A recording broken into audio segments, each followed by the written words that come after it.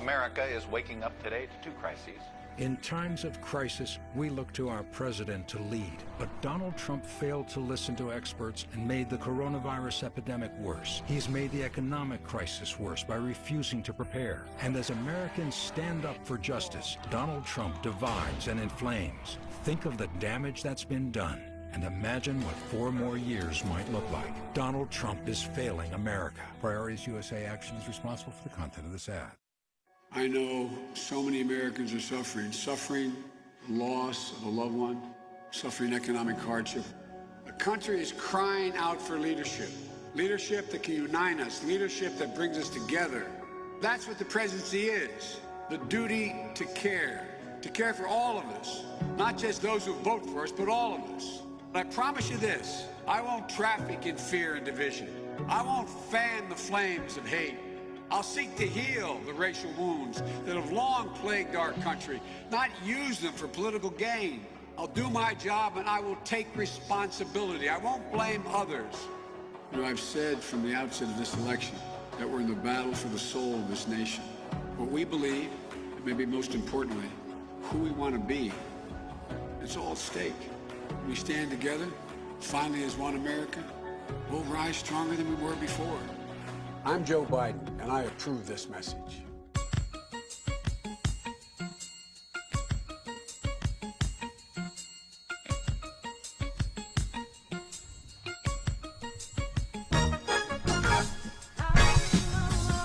Good morning. Welcome to the program. Today is Monday, August 17, 2020.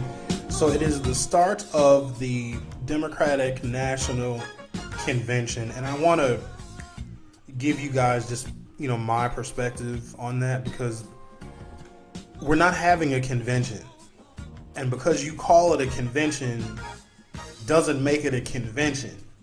Malcolm X once said, if a cat has babies in an oven, are they biscuits or kittens? Because we're calling this a convention does not mean that it actually is one. And so I want to give my perspective on what I think the Democrats could have done, because now is a time in which we can redefine everything, because the world has been turned upside down, mostly because of the lack of leadership and responsibility of this president. So now is the time to redefine everything, is it not? Have we not redefined how we interact with one another? Have we not redefined how children go to school, how people in college take their classes? Have you not redefined how you go to work? We've redefined how we vote. And so that's the theme of this year. When all of the smoke clears and we can finally get back to some semblance of normalcy, we will see that the year 2020 is a way in which we redefined everything. We redefined how we look at race, how we talk about race.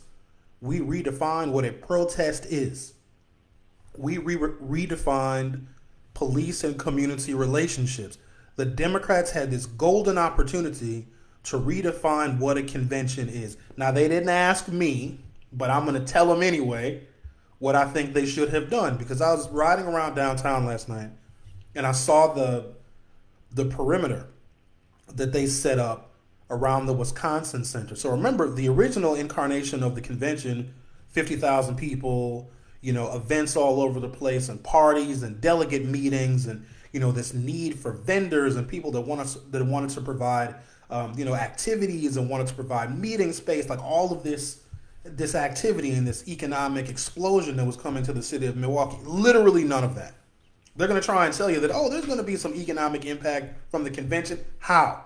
You're going to be watching it on your computer, which is a bad idea because a lot of people are using their computers for work. What are you going to do?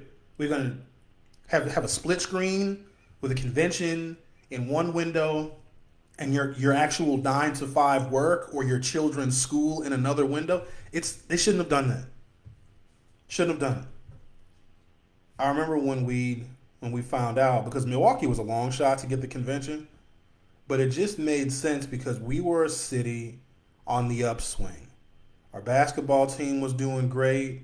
We could be proud of some of the new development downtown. If you haven't been to Milwaukee in 20 years and you come to this city, totally different city. It looks different. It feels different. It even smells different. Still smells like marijuana, but it's a different ambiance in our town. So getting the convention was just another accolade that this city could add, which mostly masks the fact that we're still overwhelmingly and ridiculously segregated, but we can point to tall buildings to distract people, right? What the Democrats could have done is said, this is no time to celebrate. We know Joe Biden is going to be the nominee. There's no coronation that is necessary. Like, you don't need to have some grand pageant. You don't need the Dixie Chicks. Billie Eilish and John Legend, they're going to perform at the convention. No, they're not. They're going to perform at their houses or at some venue with no audience. Here's what the Democrats should have done. Because I believe, even though I disagree with several of them, the candidates that we had running for the Democratic nomination, I think at one point we had like 27. Didn't we have 27, 25 Democrats running for the nomination? Each of them, and some of them are forgotten. Remember Beto O'Rourke? Of course you don't. You totally forgot about him. Remember Eric Swalwell? He was running for president too, right? There's a whole bunch of them. What the Democrats should have done to show a contrast to what the Republicans want to do, I believe, in Jacksonville, Florida. The Republicans, they moved it. They moved it from Florida. It's in one of the Carolinas, I think. The Democrats had this opportunity to show contrast, but also to redefine how you do a convention. This is not a convention. This is a time in which America has lost its status. We've lost 165,000 people to this virus. We are losing our post office. Those pictures that some of you have posted, and I've got a video in my inbox that I want to try and share. I don't know how to share things out of my inbox videos anyway, of 1,000 or more letter boxes, postal drop-off boxes that are just being rounded up and collected. And it's from Hartford, Wisconsin, right here, 30 minutes away from where I'm sitting. At least 1,200 or more postal drop-off boxes. The big blue mailboxes are just taken out of the ground and rounded up. You can't have a convention during that. If you can't have the big in-person party in the city of Milwaukee, because there's one thing that we can do better than most cities in this country. We know how to party here. We don't know how to talk about race in Milwaukee, but we'll party you into the ground. But we can't have a party. We had to downsize the convention from the Fiserv Forum, where we expected 50,000 people. We then had to move it to the Wisconsin Center, and they've got a security perimeter set up so it would be Michigan on the south, Kilbourne to the north, 4th Street on the east, and 6th Street on the west. You cannot drive a vehicle through or to any of those areas. You've got fencing, and you've got another set of fencing, and then you've got concrete barricades, and then you just got cops everywhere. Took a ride late last night, and it was just police are just stationed at a variety of different locations. And listen, there was nobody downtown last night. This is a far cry from what any of us expected. When we go back to March of 2019, when we got the announcement that we had beat out other major cities, we beat out Miami Beach, we beat out somewhere in Texas, Houston, Texas, and somebody else won on the convention. When we found out that we had beat those cities to host the 2020 DNC convention, immediately it was almost like, you know how when the mega bucks or the Powerball gets to like 600 or 700 million, people just start fantasizing about what they do with the money. We engaged in some of that because we had never had a national political convention in our city. And so we started talking about just all of the opportunity and all of the business opportunities. And my friends were listing their houses on what's the one? Airbnb? Even my friends that had no business listing their houses up for rent on Airbnb listed their houses up for rent on Airbnb. God love you, but y'all know damn well you should not have made your house available for anyone to stay in. So we had all of this excitement, you know. It was empty last night. And so when I go back to March of 2019 and I think about what the night before the convention was supposed to be, people everywhere, from all over the world, all over the country certainly, media everywhere. I was going to be a part of it. Driving through those desolate, quiet, lonely, barren, ghost town streets of downtown Milwaukee was eerie. There was actually less people than you would expect. Yes, I know there's a pandemic going on and there's not many people out and about, but it was beautiful. It was like 75 degrees, a nice breeze, and there was just no one. But there was this security perimeter blocking off at least 8 to 10 square blocks of downtown. Like they were expecting this influx of people. And it almost made no sense to have such a stout security perimeter for no in-person attendees, because the Wisconsin Center, based upon where we are in the city of Milwaukee with our gradual reopening stages, there's stage 1, 2, 3, I think we're at stage 4.1, whatever that even means. Remember we used to have a terrorism threat level? Today is the orange terrorism threat level. It literally means nothing. Those like opening stages 1 through 4 or whatever they are only really mean stuff to the people that create the different stages, right? Just an unnecessary security perimeter, mostly because it was already paid for. A lot of that stuff that we saw security-wise last night around the Wisconsin Center, that can only hold 250 people by the ordinance of our 4.1 reopening stage. So you can't have more than 250 people in any one building anywhere in the city. And so they were supposed to have, so you have 250 people in the Wisconsin Center. Remember, downside from the Fiserv Forum, which there was no security perimeter around that at all. It's just barren and empty.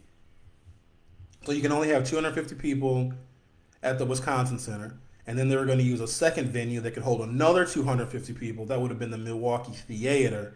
And then there would have been a third venue, which would have been whatever the thing is where the UWM Panthers play. Is that the Panther Arena? I don't know what it is. But I don't even think those spaces are getting used because nobody is coming.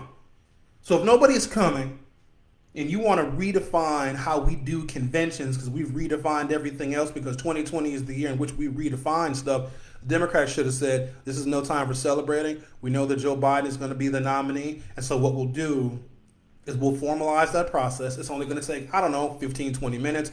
You'll have the delegates vote remotely. They'll log into whatever little program that they're using, little software. They're going to cast their votes. Nevada votes for Joe Biden. Oregon votes. And you know how they do the whole roll call of all of the states and all the delegates. Then there's going to be somebody like from, give me a state. California. I want to be a Bernie Sanders delegate. So they have 1 vote for Bernie Sanders, 700 votes for Joe Biden. Joe Biden officially clinches the nomination. And this is all just on a internet broadcast, okay? Joe Biden gives his speech. Joe Biden talks about what he wants to do for America. We already know, not be Donald Trump. Joe Biden then introduces his running mate, Kamala Harris. She gives her speech. And then for the rest of the time that the convention was scheduled, we hear from other prominent people in the Democratic Party giving their perspective on what they want the new and redefined America to look like. Now is when you can bring that party unity back. And it's not a convention, because a convention is, yeah, it's a formal process, but it's also a party and a celebration. We have nothing to celebrate. I know we want things to celebrate. That's why so many of y'all went to damn Applebee's and got the coronavirus. That's why I'm still stuck in the house right now. We can't celebrate. Let the Republicans celebrate. Let the Republicans celebrate and then have a headline in the paper the next day of the prominent Republicans that died from the coronavirus because they were celebrating. Democrats can't celebrate right now. We celebrate after we get this country back right side up again. You call up all of the other Democrats that ran for the Democratic nomination. You let them give their perspective because they all should be a part of whatever this new redefined convention is. But that didn't happen. Because there are some folks, even though they had small reach on the presidential campaign trail, their reach could be amplified right now. Let me give you an example. Remember when Andrew Yang was talking about giving everybody $1,000 a month? Remember that? And I said it was ridiculous. You can't give everybody $1,000 a month. Guess what? Andrew Yang was right. Now, Andrew Yang didn't predict what's going on right now, but Andrew Yang's $1,000 a month is probably one of the most significant political ideals of this era, because we didn't know he had the $1,000 a month plan for different reasons, because people are getting downsized from their jobs and artificial intelligence is taking over. Okay, yeah, whatever. No, people need that $1,000 a month. Some of the sensibilities from the other Democrats that were running for the nomination could be featured in this redefined convention, but we are not having a party. There is nothing to celebrate, and I think it's a botched effort. Now, the Democrats wanted to do something, but what are we going to do? Is the convention really going to convince more people to vote for Joe Biden? How many people would have said, wow, I was on the fence until I saw Billie Eilish perform? Come on now. Good morning, everybody. I had to get that off my chest. Good morning, Justin Ferminich. Man, the photos of that sad little state in the convention center. I don't want to laugh, but it's like we're pretending that we're actually going to have a convention because we really wanted to. We wanted to have one so bad, and it was such an opportunity. Now, what I will say is this. We need it in 2024. And whatever, the stakes will be, the competition will be for the 2024 Democratic National Convention, even other cities that would consider putting their bids in should say we need to give Milwaukee a shot.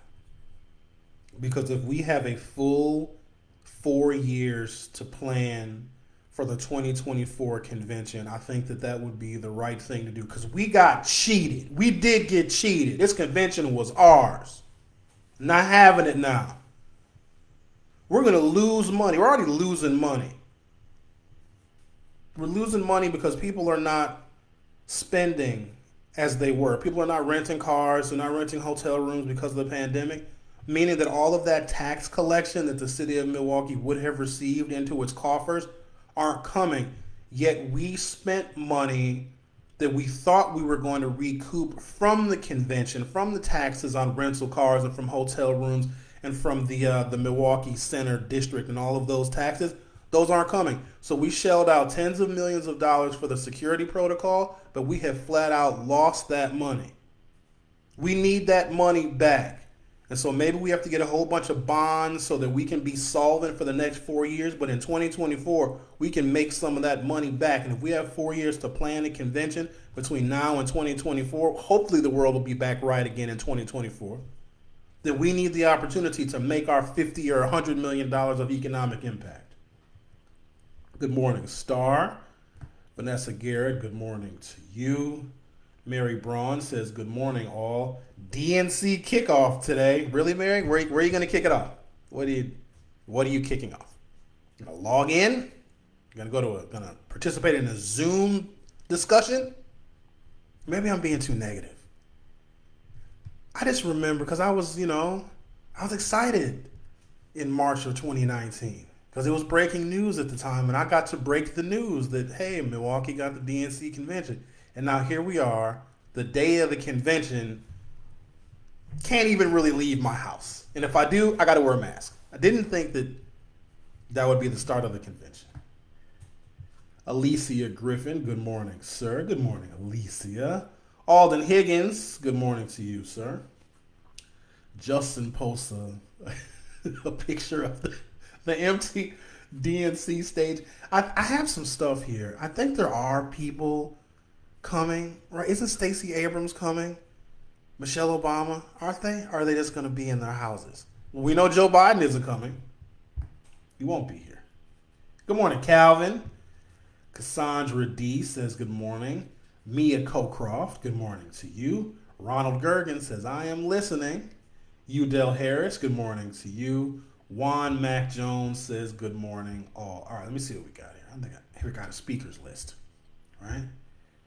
From the New York Times, it says how to watch the Democratic National Convention.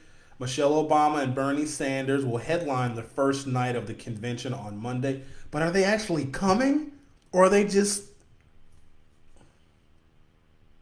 Maggie Astor from the New York Times. No, this is New York Times. We have never, it is safe to say, had a convention like this before. With the coronavirus pandemic still raging, it will be almost entirely virtual. Delegates will not be in Milwaukee. The stars of the week, Joseph R. Biden Jr. and Senator Kamala Harris, will deliver their speeches from Wilmington, Delaware, nearly 700 miles away. But the important business of the convention, the speeches from Democratic leaders past and present, the adoption of the official Democratic policy platform, and, of course, the votes that will turn Mr. Biden from presumptive to official nominee is still happening, and you can watch it from your couch. 30 minutes ago, 2 Democrats on the House Judiciary Committee urged a criminal inquiry of the Postmaster General. Ooh, we got to talk about that. We got to get to the post office stuff, because have you guys noticed the mail delays already? They've already started the mail delays. They're doing a test run of the mail delays already. Somebody's not going to get their Social Security check. Somebody's not going to get their pension check. Well, you'll get it, but just not on time. You can't have a convention when Donald Trump is trying to derail the post office.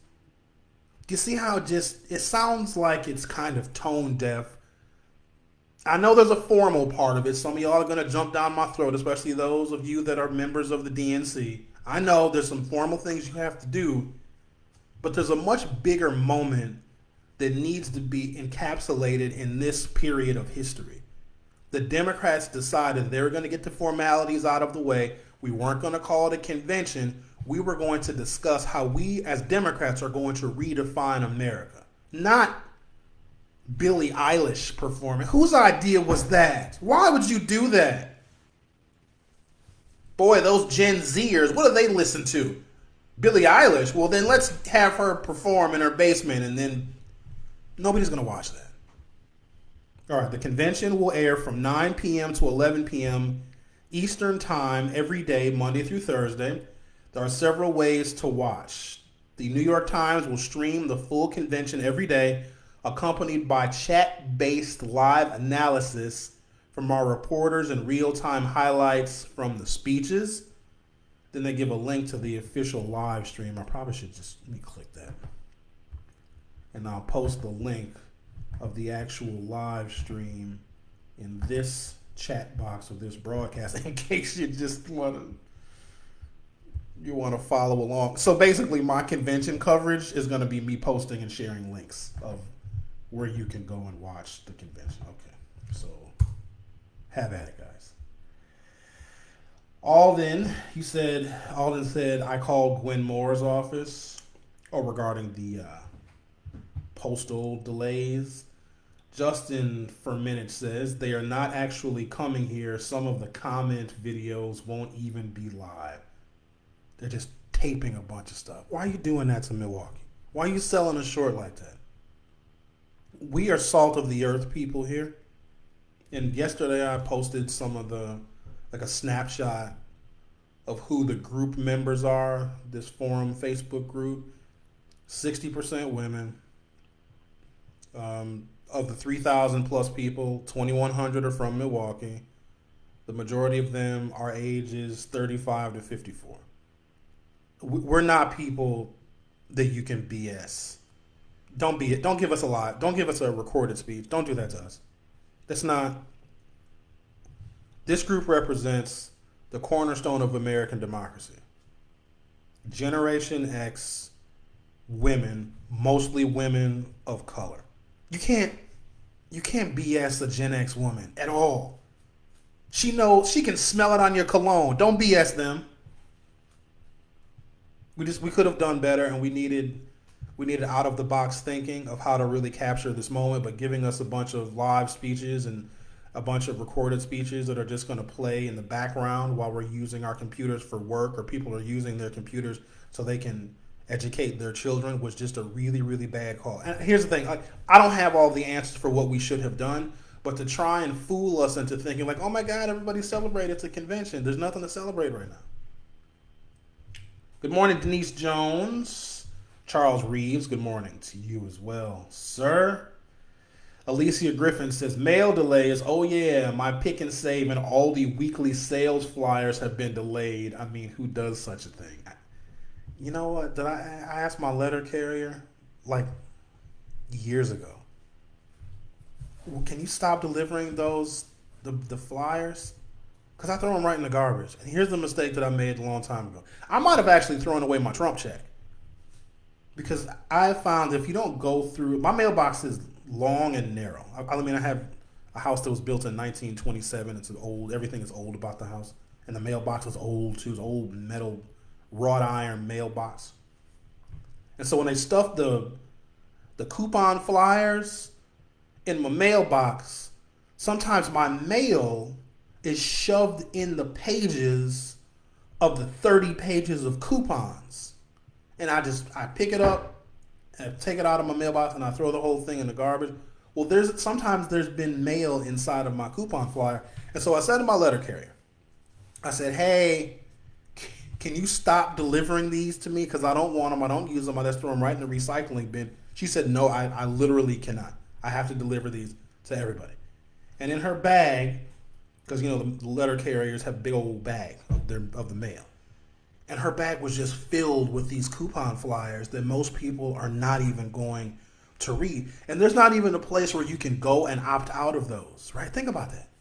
Think about how the resources that we are wasting with letter carriers having to deliver those coupon flyers. It's one of my biggest pet peeves.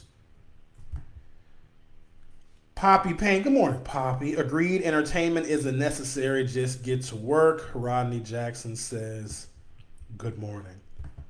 Yeah, maybe we're trying to have a virtual distraction, by having the entertainers perform. And listen, I love Michelle Obama just as much as the next person, but here's the thing. So Michelle Obama will give a recorded speech somewhere.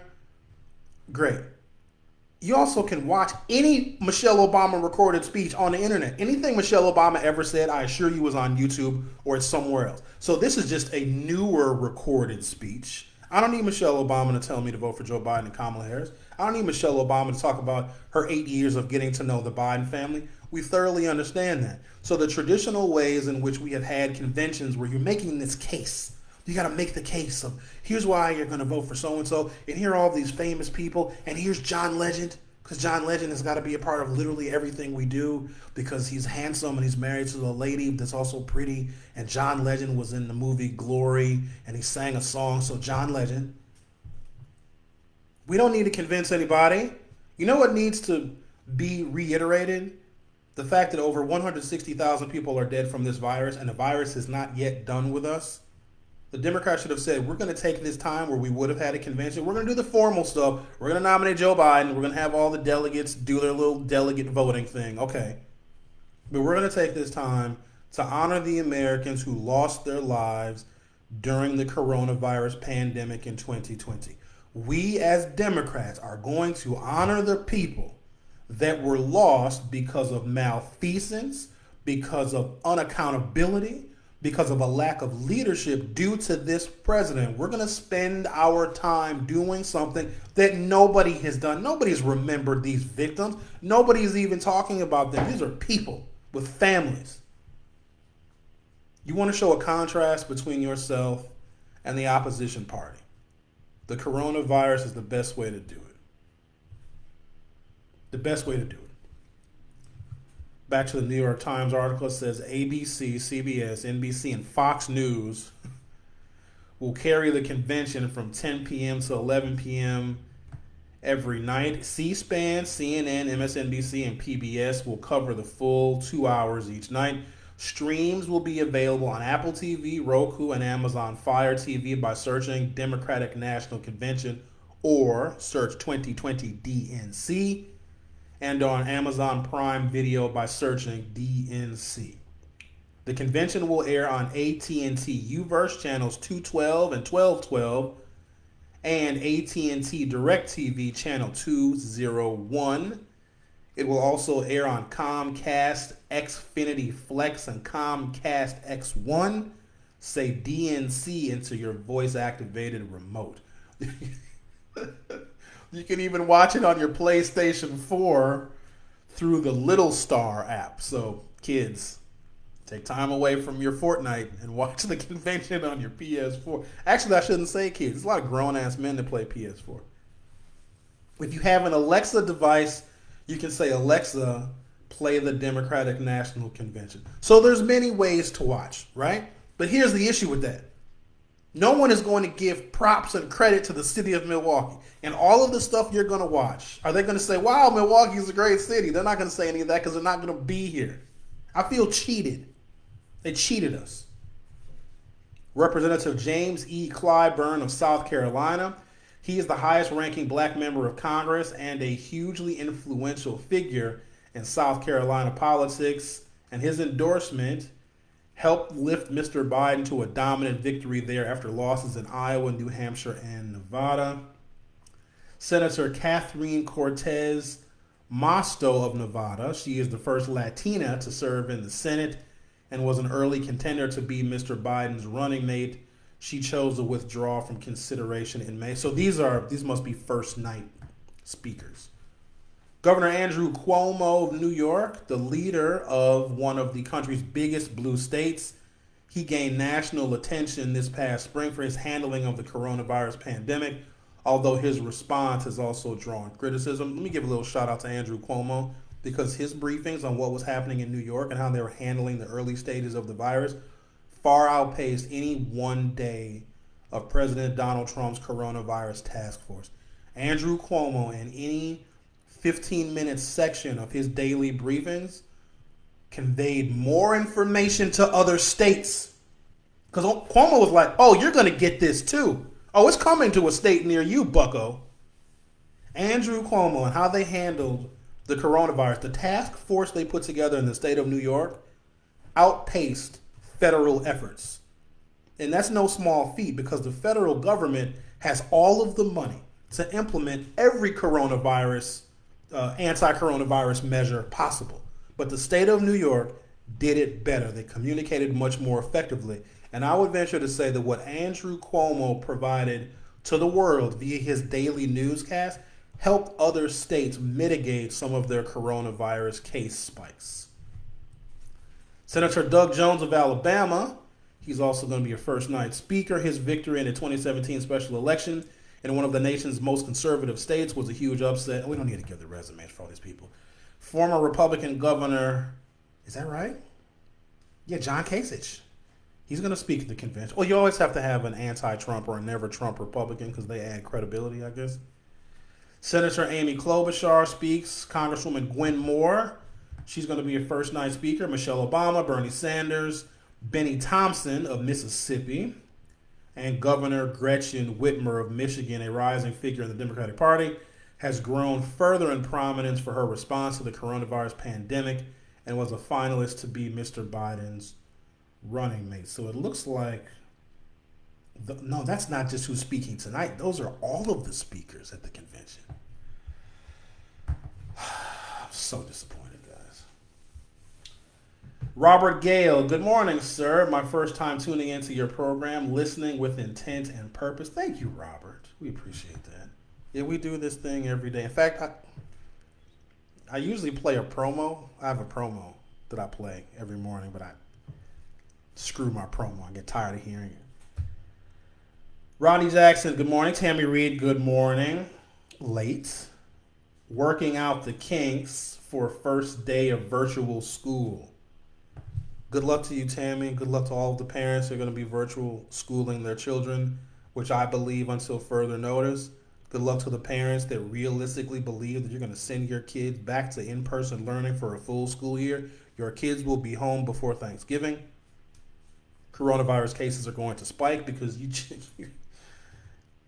there should have been an effort to train and like a part of the, and I'm not an educator, I'm not, guys, but I can pretend to be one. Part of any curriculum, kids ages maybe 7 and older, before 7 might be a little more difficult. So whatever homeschooling they were getting, whatever the curriculum was designed by, whatever the school board was, whatever your education administration is in the city and town in which you live, a significant portion of that should have been educating children on what the coronavirus is, how it spread. Now, of course, kids probably picked up some of that information from their parents or by watching TV, but a part of their curriculum needs to be, when you go back to school, here's what the new rules are going to be, because yes, young people, we are redefining everything, including how you learn and how you interact with other people in a classroom, in a lunchroom. How you going to have a lunchroom? You have a lunch? What are you going to do? Separate kids 6 feet apart in a lunchroom? You're not going to have recess? How's any of that going to work? Children should have been instructed, because had you been instructing children the whole summer about what going back to school is going to look like, the do's and the don'ts, and even give them tests and quizzes on that, give kids credit, grades for how well they do on passing a coronavirus unit of study. Because they're just going to be right back at home again. We miss so many opportunities. There's only a few people that are really seeing they're already on the other side of the coronavirus pandemic, and they see how business is going to be redefined, how consumerism is going to be redefined. Some people will never go back to an office to work ever again, because why? You've realized that you don't have to. If you have an internet connection and a cell phone, you can probably work from just about anywhere on the planet. So even commercial real estate that was available because such and such office wanted to expand and they're hiring new employees, you don't even need to rent nor buy commercial real estate anymore. So think about what that's going to do to the commercial real estate market. We'll just turn all those big empty commercial buildings, office space for lease, into Amazon fulfillment centers. Might as well. This equipment that I have here? Well, you can't see I got a little mixing board. I got a microphone right here, right? It's got little blue lights in it. You see that? See my blue lights? That's how I know it's on. Because you got to know your microphone is on, because if you're talking to a microphone when you think it's off, you're going to hear all sorts of stuff from Sherwin. I bought everything to broadcast from my house on Amazon, and they delivered it to my house. We have redefined so many things, but I feel that, we already have people that are left behind in our economy. We had people left behind in our economy when it was the old pre-coronavirus economy.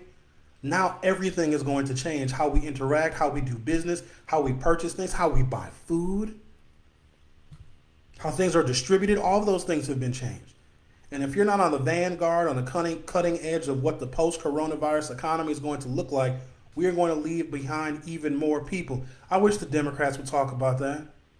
Hey, everybody, when we get elected, Joe Biden and Kamala Harris and whoever they're going to appoint to various agencies, here's what we're going to do to help people in this new post-coronavirus economy. Because there is going to be a post-coronavirus America. Everything is going to be different. Our reputation is going to be decimated. We're going to have more enemies abroad than friends.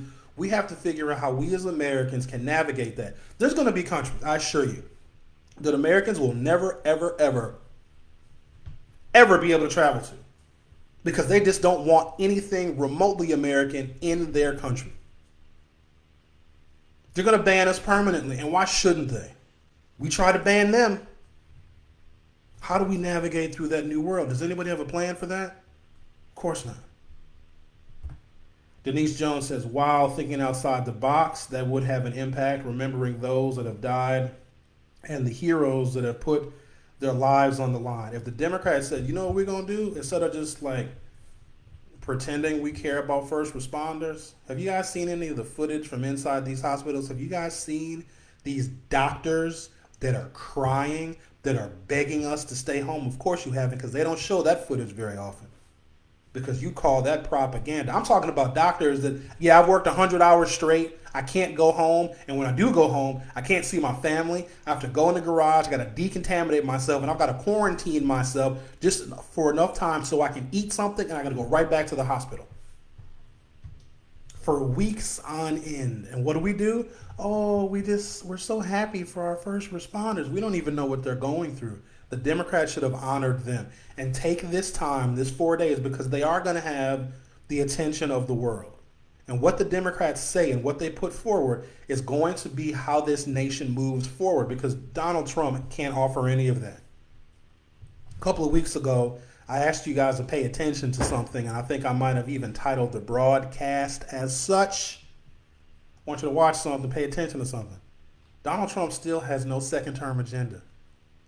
You know that any president who has served one term, who is seeking re-election to a second term, has never not had a second-term agenda. That's why I wore my Obama shirt. Barack Obama had a second-term agenda. It was strengthening the Affordable Care Act. It was bringing the rest of our troops home from the overseas wars in Iraq and Afghanistan.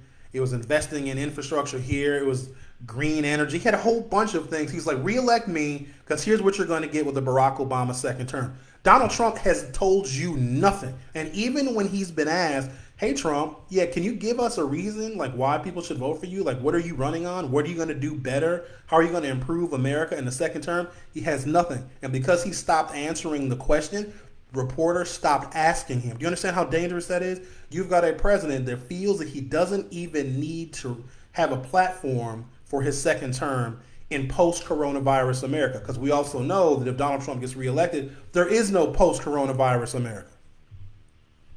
That's frightening to me. He's not running on anything. Donald Trump needs to get reelected so that in January of 2021, the statute of limitations on his obstruction of justice run out, and he never will be faced. He'll never be charged with his crimes nor ever held accountable. Joe Biden made it clear a couple of months ago. He said, I will not stand in the way of a Donald Trump prosecution. You know what that means, don't you? You know the people that Joe Biden is going to appoint and have installed in his Department of Justice? You know who he's going to? I'm telling you this, guys. I know this stuff. Everybody Donald Trump fired. Because remember, there were people that wanted to uphold the rule of law all throughout the entire federal government. Trump would fire these people one by one. And sometimes he would fire these people with a tweet. He'd fire them. Joe Biden got all their resumes because you know what kind of axe they have to grind? Not just with Donald Trump, but the entire Republican establishment that sat by and said nothing. They got clipped. They got neutered. Didn't say anything when even other Republicans that were standing up for the rule of law, trying to challenge the president. Yeah, Mr. President, you literally can't do that. You're violating the Constitution. Trump would fire those people. Those people are going to have some role to play in the Biden administration. Imagine if you have an entire Department of Justice. I mean, everybody from the lowest level agent to the Attorney General himself or herself that have an axe to grind against Donald Trump. And only then can we start unraveling this mess. Jennifer Ward says, they can do both, Sherwin. Ask us to vote for Biden and honor those we've lost to the coronavirus. I suppose, but remember, Joe Biden has a campaign. It's not a conventional campaign because he, of course, had to redefine what a campaign is. I don't know if this convention would have served a traditional purpose of let's have a big, fun party to celebrate every wonderful thing that the Democrats are to encourage more people to vote for Joe Biden. Ain't nobody on the fence. And the people that say that they're on the fence are Trump supporters. Look, I'm not sure they're lying to you. They're leading you by your nose because they don't want to offend you by saying they're still going to vote for Donald Trump. If 160,000 people dead because of this lack of response and this lack of responsibility and this lack of leadership, you understand that there's was it Vietnam, right? 97 million people, not a single coronavirus death. How does that even happen? I figured the coronavirus would just kill some people just by accident. It just, not a single death. Now that statistic might be a month or so old, but they made it through the first international spike. Like, Wuhan, China, right? Isn't that where they say it came from? They've essentially mitigated the coronavirus. Now they shut the entire, the whole city down completely, sprayed the streets with disinfectant, but they had to. But America was not prepared enough to do any of that. When you have a military, because we spend a lot of money in our military, and Donald Trump, what'd he say? First term, I'm going to rebuild our big, beautiful military that Obama destroyed, which is not true. So when your military is not involved in international conflict, some of them can have a civilian role. But Americans, we don't quite understand that, because when we think military, we think fighting and wars and all this other stuff. And so as the George Floyd protests were going on and we heard that the National Guard was going to be coming to assist in our elections, people immediately thought there were going to be people like troops, wearing their fatigues and wearing their gear with their rifles at the polls. No, you wouldn't even know that they were National Guard because they look like normal, regular volunteers. What is the point, guys? And I'm being honest with this, and I hope somebody can answer the question. What is the point of having a $700 billion a year investment in the military when they cannot help? And with all the combined intelligence our military has, some of that combined intelligence and technology, because technology comes from essentially three places. It comes from colleges and universities, okay? It comes from the U.S. military, right? And it comes from researchers that go on sabbaticals to do studies and to do experiments, right? So a big portion of where our technology comes from the military. We could not have deployed military resources to help mitigate against the coronavirus. Of course we could have, because one portion of our military, the National Guard, had to help with the elections. They were used as volunteers. But we had a mix-up here in the city of Milwaukee in April where we were supposed to get National Guard help, but then we didn't because something Tony Evers and something Tom Barrett, etc. So we had all of these opportunities that we completely missed. And all of these things were in America's purview. And now I'm thinking backwards and looking at all of the things that we could have done, all the resources that we had at our disposal, looking at what countries like Vietnam what they did to mitigate coronavirus deaths. We didn't do any of that. We didn't do any of it. You almost have to wonder why. I've lost my patience for, the conspiracy theorists, because, you have a QAnon Republican who made it through a Republican primary election, like a tin hat, black helicopter, schizophrenic conspiracy theorist that might be this new wave of Republican. Think about the Tea Party on ultimate steroids. Getting somebody like that actually getting elected. And so you have all the conspiracy theories like, Dr. Fauci and Bill Gates, and they're gonna kill us with the coronavirus vaccine. And pretty soon y'all are gonna have the debate on whether you're gonna get the coronavirus vaccine or not. And I'm just gonna go ahead and let you have that debate. And if you let me, I'd like to take out a life insurance policy on you. It ain't personal. It's just if you want to let me do that, I'll be the beneficiary if you so choose. And the conspiracy theory is, no, they're gonna kill us with these vaccines. They're gonna kill us with this flu vaccine. Don't get the flu vaccine. You know what one of the factors is that decides whether somebody gets COVID-19 and dies from it? You know what one of the factors is that can protect you from dying? How many vaccines you've had in the past.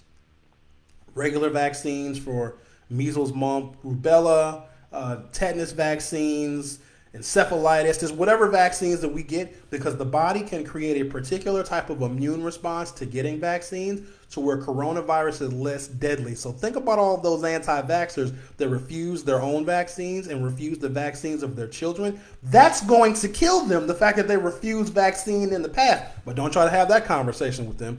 But what What blows me away is that there are people that are trying to literally save humanity, and we're so just topsy-turvy, head over heels, so screwed up because we have been gaslit as a country, meaning that when somebody tells you the absolute truth and you can prove it with fact, people don't believe it. They don't believe it. What do you mean a coronavirus vaccine? They're just going to kill us with that. No, the vaccine and the people that are coming up with it want to save you. It is those that lack accountability on fighting the coronavirus. Those are the ones that want to kill you. How is Donald Trump able to go golfing knowing that 160, it's going to be well over 250,000 Americans are going to be dead on his watch? Like, how do you rest? How do you golf? How do you run for a second term? And so before we have those tough conversations about whether you're going to get a coronavirus vaccine or not because you think that's going to kill you, no, the people that want to kill you are turning a blind eye to the pandemic. So, but you can't have that conversation with people because, people just... Rodney Jackson says, you can be right in front of the screen. I don't know what. Am I not in front of the screen, Rodney? Mike Braswell says that's a good point. Digital payments have increased and will be the new norm. For example, Alicia Griffin says, second term agenda. Oh yeah, he's got one. Yesterday saw something on CBS Sunday Morning with Jane Pauley. They spoke about PEADS, PEADS. Have you heard of that? I have not. Presidential Emergency Action Documents. His agenda, Little Russia. Well, you don't give me something to research then, Alicia. Mike Braswell says there is an agenda, but it's not being transparent on what that agenda is. So I think that's even worse because I'm sure, here's the thing, there's Trump, and he just gets out in front and just says what he says. But there are people that are working behind the scenes that are much smarter than him, that have a firm handle on what is going on behind the scenes. They have a plan for America. They've got a plan for our foreign policy. They have a plan for our economy. They also have a plan for the people that are sympathetic to them and their allies, and that does not include any of us. But when I say Donald Trump doesn't have a second term agenda, the very least you can do with your incumbency is you can say, here is what I'm going to deliver to the American people for the next 4 years to give people something.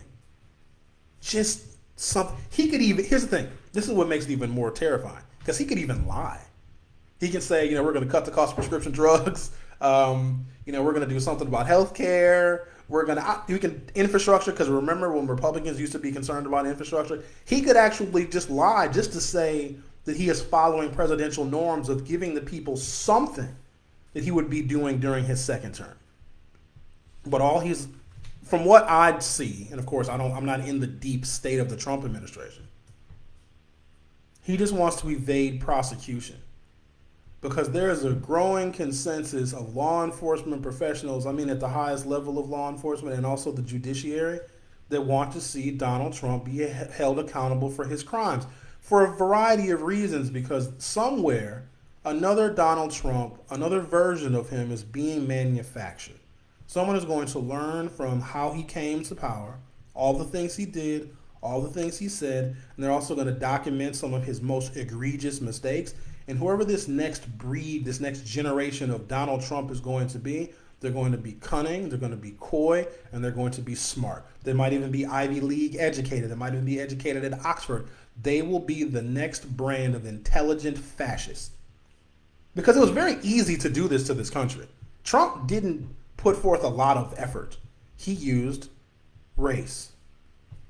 That's it. It started, I'm going to tell you when it started.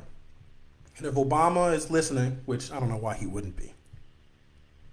You're not going to the convention, Barack. You might as well be tuned into the forum.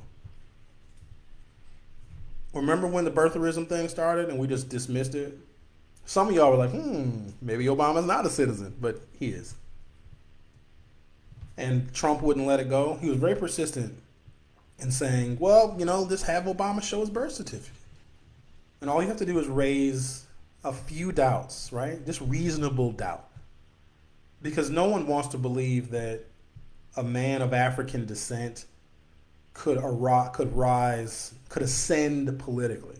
So if you raise doubts about Obama's character and his credibility, they're likely to stick because at the very essence of it, black people don't get the benefit of the doubt. Like if we say something, we need to have like receipts, like backup, like additional facts. Like our word isn't good enough, right? Because we have been so tarnished and diminished by just how we have been treated and talked about in the media and how our images have just been dragged through the mud in this country. We're not credible.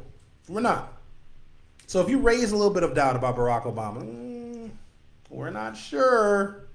Might not be a citizen.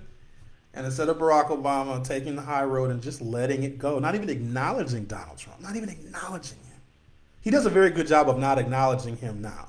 He never says Trump's name. Like he'll talk about him, but he won't say his name. He's not acknowledging him.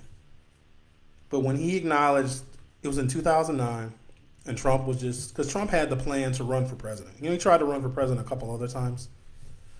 I think he was going to consider running as a Republican in 88, and then he was going to run as an independent in the year 2000, but then that got derailed. So this has been on Trump's mind for a long time. But when Obama had a press conference, and in his pocket, in his inside pocket of his suit coat, Barack Obama pulled out a birth certificate. At that moment, this fascist Donald Trump was born. Because Donald Trump could take an utter falsehood that had been proven, I can't tell you how many times. Barack Obama was born in Hawaii. But Donald Trump just kept saying, I don't know, Indonesia, Africa, somewhere, just show the birth certificate. What Donald Trump was able to show those that never wanted, liked, or believed in Barack Obama, Trump could show those people, the racists among us, that Donald Trump, who is a layperson and a kind of businessman, could have an influence on a sitting president of the United States. When Barack Obama pulled out his birth certificate to show it, to try and put this whole thing to bed, he gave Donald Trump credibility because now Donald Trump can say, I can make the president make a press conference based on my falsehoods. I can lie and get Obama to respond to my lie. A couple of things with that. It was evil. It was sinister. It was the first date we went on with getting gaslit as a nation. But Donald Trump then realized that he could take something that was already proven false and make it true to where the president of the United States had to respond to him. At that moment, Donald Trump became more powerful than he ever has been. No matter how many businesses or Trump Towers or casinos he owned, he showed those people that also had doubt in Barack Obama that he could make the president succumb to his wishes. That's genius. And that was it. And because Obama did that, and somebody advised, I don't think Obama would have came up with that on his own. One of his advisors that just wanted to put this to rest, certainly somebody white, because we had to calm the fears of white people. There were no black people thinking Barack Obama wasn't a citizen. We knew he was a citizen. If he wasn't a citizen, we probably wouldn't have cared. But that was never one of our concerns with Obama. Our concern with Obama was, is he black enough? Is he going to do stuff for black people? Reparations?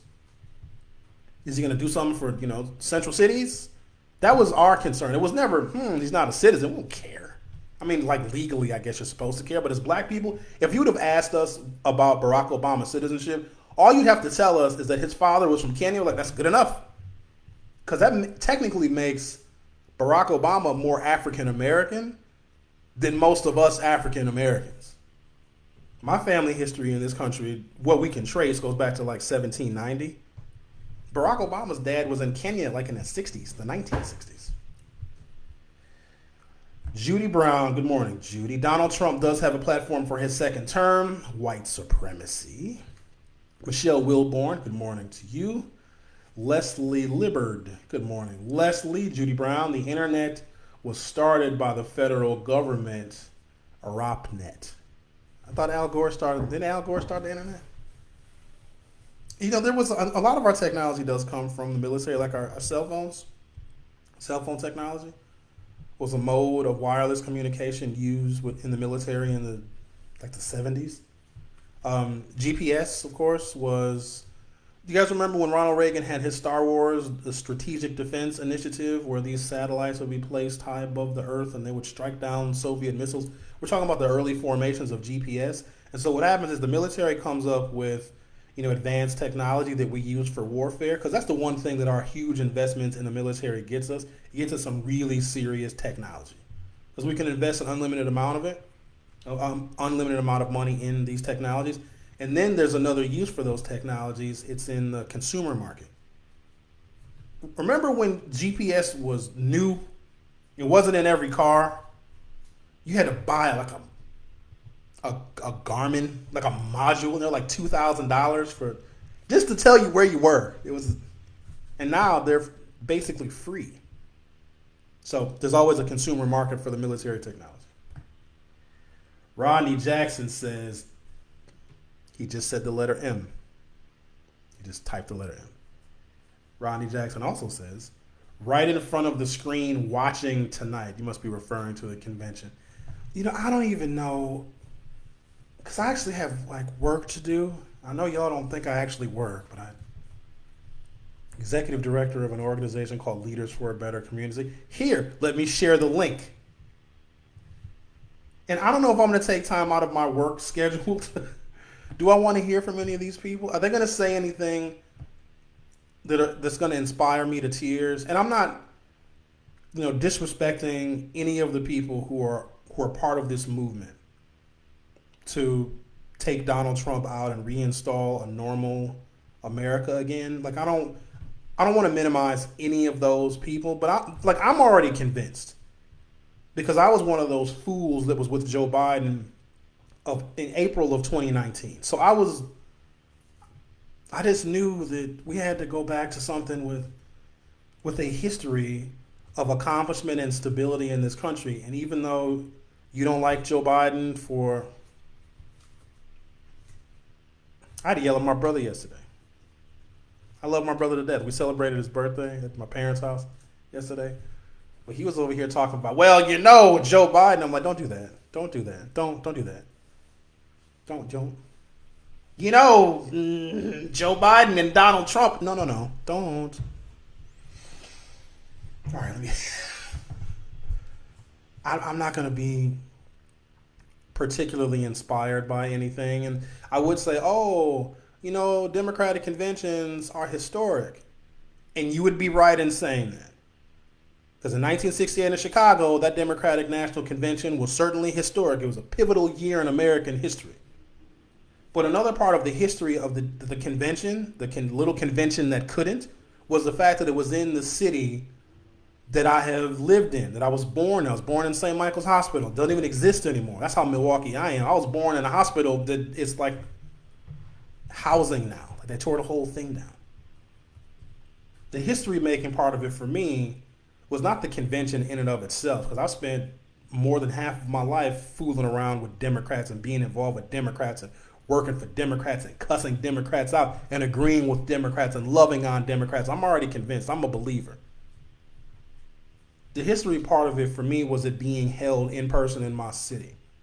So we could have all these people come to our town and show them how nice of a city we can actually be. Because here's the thing about Milwaukee. You talk to anybody that's been here during normal times, they always have really wonderful things to say about our city, because we can put on a show. Oh, we can make people feel comfortable. We're very nice to out-of-town people. It's amazing how when somebody comes to the city of Milwaukee for the first time, like, Sherwin, ooh, I'm so impressed with Milwaukee. It's so clean. I'm like, it is, huh? That's because we put every damn thing in the junk drawer before y'all got here. That's why. We leave a good impression on people whenever they come to this city. And I wanted to be able to do that. But at the same time, when you have this international event like a political convention, the news reporters look for this thing called local color. They get here about a week or so early, and they interview people, and they talk to people, and they get a perspective on the history of Milwaukee. That is the story that I wanted told, because a lot of people don't even think there's black people in the city of Milwaukee. You know how embarrassing that is? When you tell somebody from somewhere else where there's obviously more black people, and you say, oh, I'm from Milwaukee, Wisconsin. They're like, what? There's black people there? I'm like, yeah, a lot. And we outvote the white people, actually. And so we missed all of that. So the history-making aspect of the convention was the fact that it was going to be held here, and we would get a particular type of national attention that we otherwise would not get, right? And so once we get the attention on the issues here, then the segregation of Milwaukee, because we're always listed amongst the top 10, top 5, top 3, number 1 most segregated city. But when people see those statistics and those numbers that come out in some national publication every single year when they rate the most segregated cities, they don't know the stories, the details, and the history behind it. This was our opportunity for us, black people, who have become of the utmost political importance because now we decide elections, for us to tell our story about this town. And those of us that have just suffered, I could have been more successful literally any other place in the world. This is the worst place for African Americans economically and professionally. It is the worst. Now it's relative, but statistically, I could have had more opportunity in Lansing, Michigan than here, in Jackson, Mississippi than here, in Atlanta, Georgia, in Washington, D.C., in Wilmington, Delaware. I could have had more success in where Joe Biden is giving his convention speech than I can in my little office here. So I don't know if I'm going to watch it. I got work to do. But right now, we're going to make sure that the Donald Trump loving and supporting Orlando Owens, who's running as a Republican, he's running as a Trump supporter, by the way, in the 11th Assembly District, going to make sure that he doesn't even get remotely close to defeating Dora Drake. And I'm disappointed in him because I've known Orlando for a long time, and some of you may know him as well. He used to be a Democrat, but his ideas were just not really worth listening to, so he decided to be a Republican. If you're a black Republican, they'll listen to everything you say, because it's very, very difficult for someone to dedicate their life and their career to working in Republican politics.